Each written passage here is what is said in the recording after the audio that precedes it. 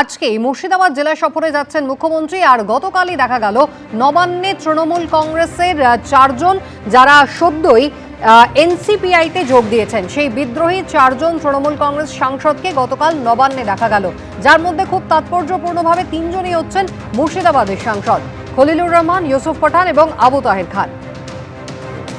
শিবাশিস মৌলিক আমাদের প্রতিনিধি রয়েছেন আমাদের সঙ্গে। শিবাশিস, প্রথমে জানতে চাইব মুর্শিদাবাদ জেলা সফরে আজ কি কর্মসূচি রয়েছে মুখ্যমন্ত্রীর, এবং দ্বিতীয়, কালকে যারা যোগদান করলেন কার কার সঙ্গে কথা, কাল যারা গেলেন নবান্নে কার কার সঙ্গে কথা হলো তাদের?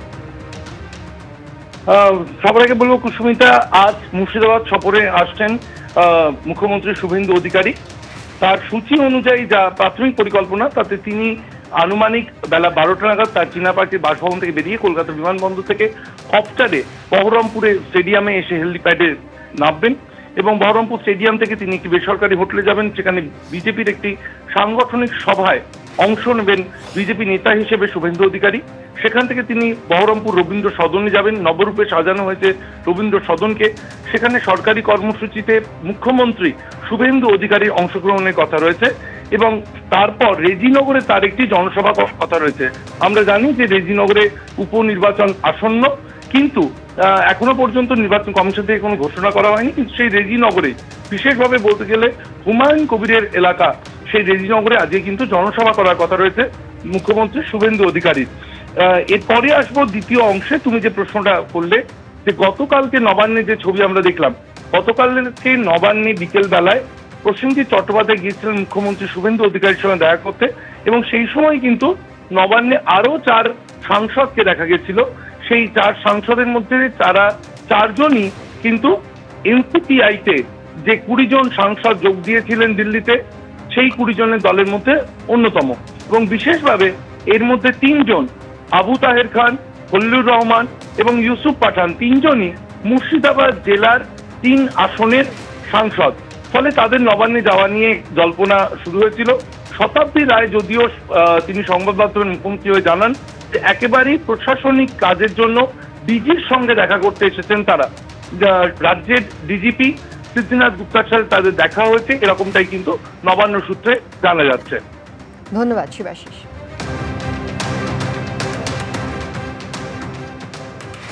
গতকাল নবান্নে গিয়েছিলেন, মুখ্যমন্ত্রীর সঙ্গে দেখা করলেন প্রসেনজিৎ চট্টোপাধ্যায়। কোনো রাজনৈতিক আলোচনা হয়নি, কফি খেয়েছেন, ইন্ডাস্ট্রি নিয়ে কথা বলেছেন, এমনটাই জানিয়েছেন তিনি। সোমবারই অমিত শাহ তিনি গিয়েছিলেন 10 মিনিটের জন্য প্রসেনজিৎ চট্টোপাধ্যায়ের বাড়িতে, আর তারপরই গতকাল প্রসেনজিৎ চট্টোপাধ্যায় তিনি পৌঁছলেন নবান্নে। মুখ্যমন্ত্রীর সঙ্গে সাক্ষাৎ হলো তাঁর। 24শে জুলাই পশ্চিমবঙ্গ থেকে রাজ্যসভার 3টি আসনে উপনির্বাচন রয়েছে। তার আগে প্রসেনজিৎ চট্টোপাধ্যায়ের এই নবান্নে আসা নিয়ে জল্পনা তুলে।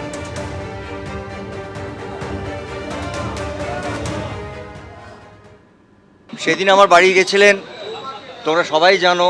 10 মিনিটের জন্যে একটা কথা হয়েছিল। আমার কিছু আজ আমি 40 বছর কাজ করছি, কিছু জিনিস আমারও দরকার হয়, আমার টিমের দরকার হয়, যেগুলো একটা প্রোটোকলও পড়ে, যে উনি মাননীয় মুখ্যমন্ত্রী, ওনার কাছে এসে বলা, যাতে ওইটুকু সুযোগ সুবিধে আমরা গত 45 বছর ধরে পেয়ে এসেছি। এটা আমি মনে করি এই চেয়ারটার সম্মান, আমাকে নিজে এসে বলা, তাকে অনুরোধ করা, এবং তার সঙ্গে অবশ্যই যখন বসে গল্প করেছি, কিছুক্ষণ কফি খেয়েছি, আর নানাবিধ কথা, ইন্ডাস্ট্রির কথা, আমরা ভবিষ্যতে ভালো কাজ করতে পারি, মহানায়ক উত্তম কুমারের 100 বছর, সেটা যাতে আমাদের সারা ভারতবর্ষের লোক মনে রাখেন, এমনভাবে একটা জিনিস অনুষ্ঠান করা। আমার এর বাইরে কোনো কথা হয়নি। আমার মনে হয় পশ্চিমবাংলার মানুষরা এইটুকু বিশ্বাস করুক, আমার সঙ্গে কারোর কোনো রাজনৈতিক কথা আলোচনা সেদিনও হয়নি, আজও হয়নি। যদি কখনো হয়, মনে করেন যে আমার কোনো একটা কমিটিতে থাকলে সেটা আমার ইন্ডাস্ট্রি, সবাই জানেন যে আমি আমার ইন্ডাস্ট্রিটার জন্যে সবসময় রাত 2টোর সময় ডাকলেও আমি দাঁড়াবো, কারণ ওটা আমার জায়গা।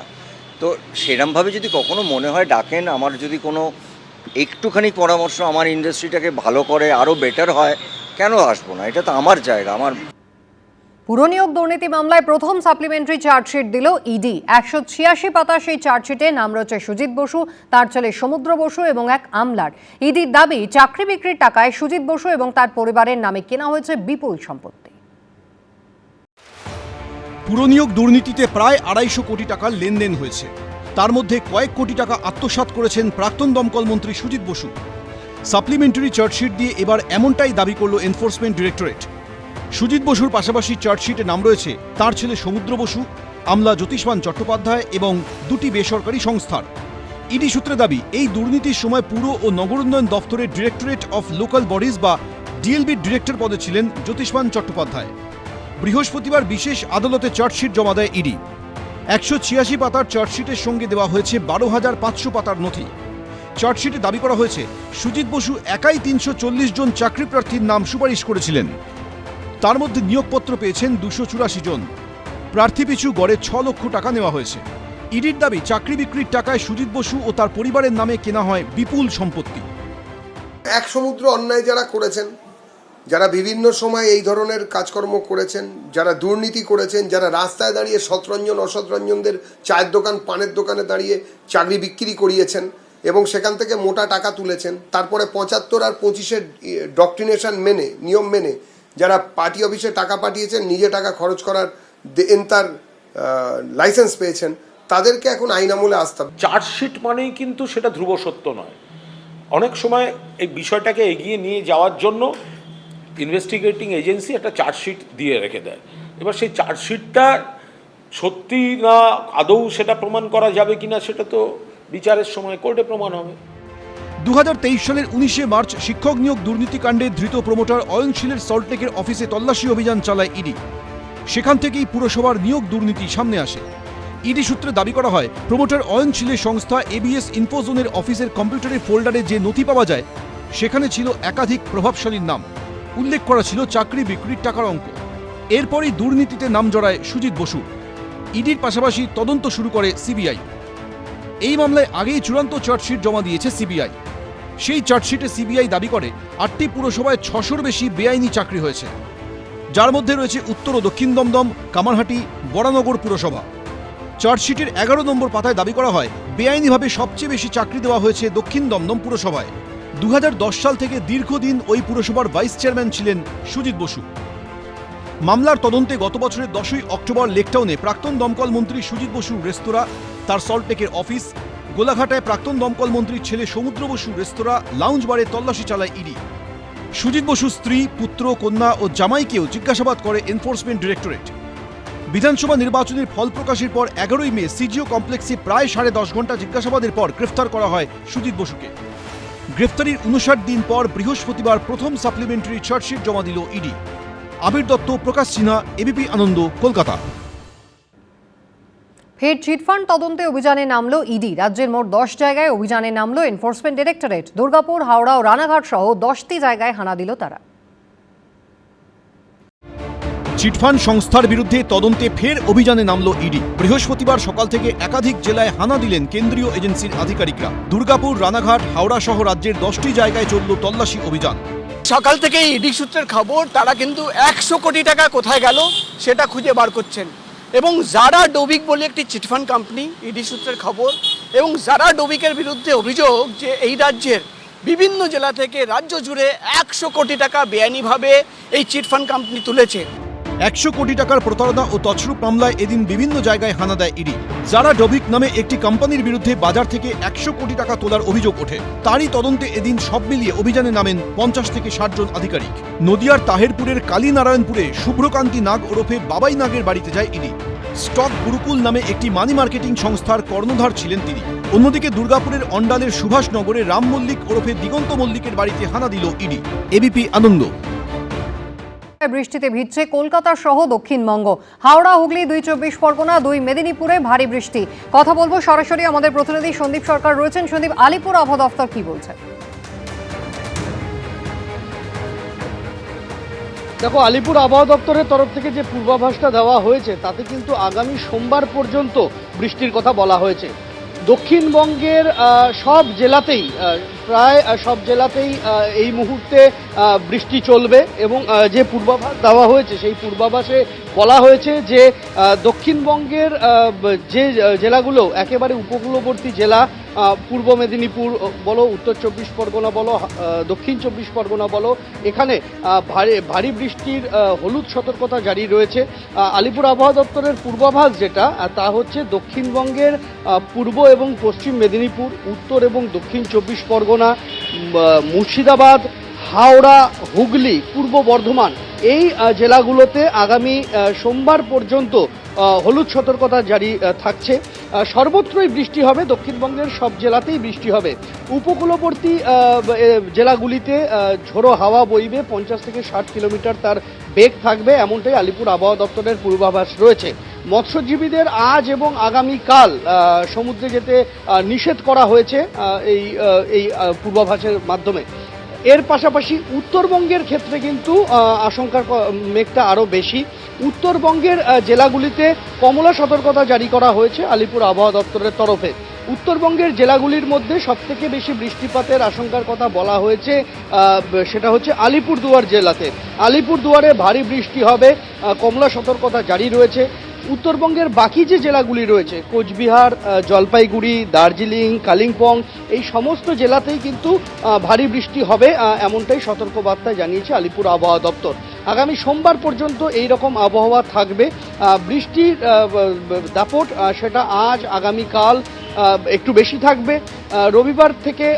রবিবার সোমবার সেখানেও কিন্তু হলুদ সতর্কতা, যেটা কমলা সতর্কতার থেকে সেটা রবি এবং সোমবার হলুদ সতর্কতার কথা জানানো হয়েছে আলিপুর আবহাওয়া দপ্তরের তরফে। অর্থাৎ উত্তরবঙ্গে তুলনামূলক বৃষ্টি বেশি হবে, আর দক্ষিণবঙ্গের জেলাগুলোর মধ্যে উপকূলবর্তী যে জেলাগুলি রয়েছে সেখানে বৃষ্টি হবে। কলকাতার ক্ষেত্রেও কিন্তু একই রকম আজকে দিনভর, আগামীকাল এবং সোমবার পর্যন্ত এই বৃষ্টি জারি থাকবে। একটা নিম্নচাপ অক্ষরেখা এর জন্য দায়ী, এমনটাই আলিপুর আবহাওয়া দপ্তরের তরফে বলা হয়েছে। বাংলাদেশের পূর্ব দিকে একটা নিম্নচাপ অক্ষরেখা তৈরি হয়েছে, তার ফলে এই বৃষ্টি, এমনটাই আলিপুর আবহাওয়া দপ্তরের তরফে জানানো হয়েছে। সন্দীপ, ধন্যবাদ। নিম্নচাপ অক্ষরেখা তৈরি হয়েছে, তার জেরে প্রবল বৃষ্টি শুধু দক্ষিণবঙ্গের জেলাগুলিতে নয়, তার পাশাপাশি উত্তরবঙ্গেও কিন্তু প্রবল বর্ষণের সম্ভাবনা রয়েছে। যে বৃষ্টি কিন্তু আজ থেকে শুরু হলো, বৃষ্টি চলবে এবং বৃষ্টি বাড়ার সম্ভাবনা রয়েছে রবিবার থেকে সোমবার পর্যন্ত।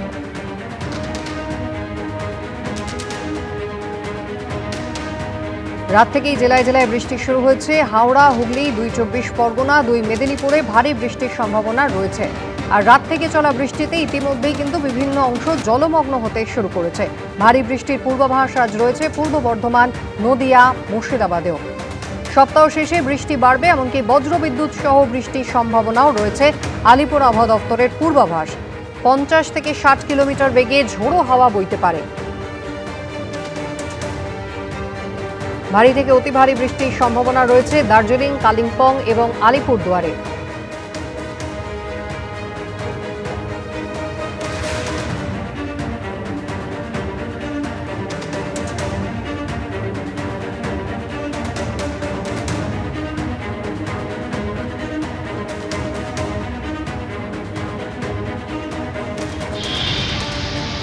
ছবি দেখুন, সকাল 8:30টায় তেঘরিয়ার ছবি আপনারা দেখছেন। কাল রাত থেকে একটানা বৃষ্টি হয়েছে, আর ইতিমধ্যেই কিন্তু তেঘরিয়া অর্থাৎ হলদিরামসের সামনে যে জায়গাটা প্রত্যেকবারই একেবারে জলমগ্ন হয়ে পড়ে, আজও কিন্তু সেই একই ছবি। সকাল থেকে স্কুল বাস যাচ্ছে, মানুষজন বাড়ি থেকে বেরিয়েছেন, প্রাইভেট কার রয়েছে, ইতিমধ্যেই কিন্তু চাকা প্রায় ডুবে যাওয়ার পথে। তেঘরিয়াতে জল কিন্তু ক্রমাগত বাড়ছে।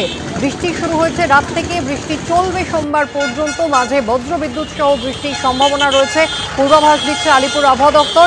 চিন্তা কিন্তু বাড়ছে তেঘরিয়ার মানুষজনের। তেঘরিয়ার পাশাপাশি শহরের অন্যান্য প্রান্ত, সেখানেও কিন্তু ইতিমধ্যেই জল জমতে শুরু করেছে। কাল রাত থেকে একটানা বৃষ্টি, যে বৃষ্টি চলবে সোমবার পর্যন্ত। কাকদ্বীপের খবর জানবো, আমাদের প্রতিনিধি গৌতম মণ্ডল রয়েছেন আমাদের সঙ্গে। গৌতম, বৃষ্টি এখনো পড়ছে? দেখো কুসুমিতা, বঙ্গোপসাগরে নিম্নচাপের জেরে গত কয়েকদিন ধরে টানা বৃষ্টি চলছে, দুর্যোগ অব্যাহত। রাতভর বৃষ্টি হয়েছে, সঙ্গে দমকা বাতাস হয়েছে। সবচেয়ে বেশি প্রভাব পড়েছে সুন্দরবন এলাকায়। এই জেলার যে 13টি ব্লক আছে সেখানে ভারী বৃষ্টিপাত হচ্ছে দফায় দফায়, তার সঙ্গে ঝোড়ো বাতাস বইছে এবং গত কয়েকদিনের সঙ্গে আজও এবং আগামীকাল মৎস্যজীবীদের সমুদ্র যেতে নিষেধ করা হয়েছে, যেহেতু সমুদ্র এবং নদী উত্তাল আছে।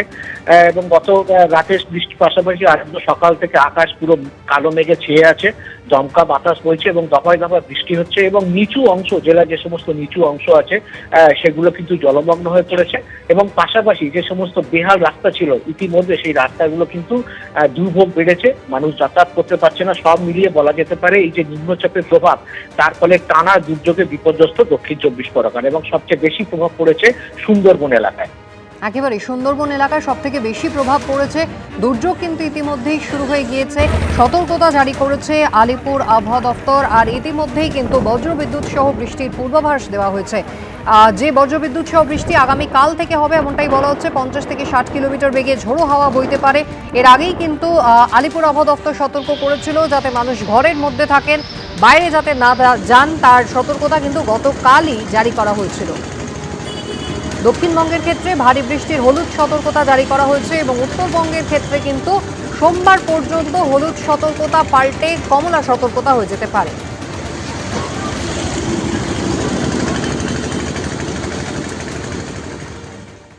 এবিপি আনন্দ, এগিয়ে থাকে, এগিয়ে রাখে।